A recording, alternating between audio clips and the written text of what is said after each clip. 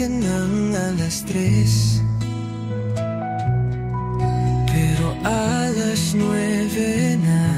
Nasaan ka, bes? Ang sabi mo, konting tiis lang, pero parang naipit ka sa traffic ng buhay ko. Pinaasa mo lang ako, nakaabang sa may pinto. Parang online shopping na walang tracking, wala man lang update kung darating. Regular delivery, di sigurado kung aabot ka ba o maliligaw sa dulo. Delivery, parang ikaw laging pending, di ko alam kung kailan dadalaw.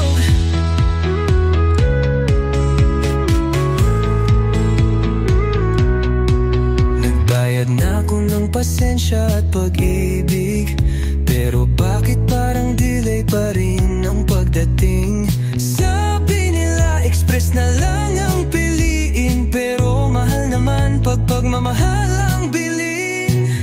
Pinaasa mo lang ako, nakaabang sa may pinto.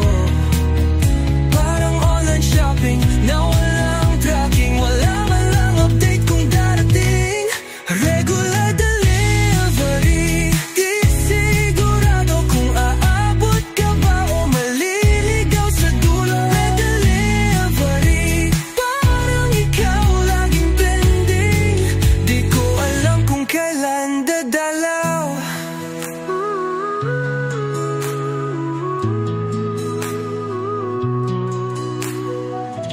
Kung hindi mo kayang tuparin, bakit ka pa umorder ng damdamin? Kung hindi mo rin kayang panindigan, sana man lang nagbigay ka ng refund sa'kin.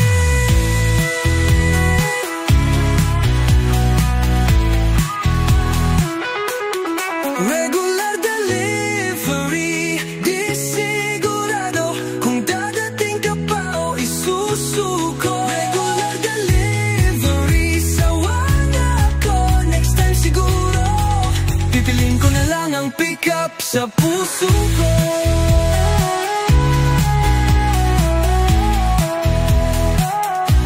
Delivery completed, pero hindi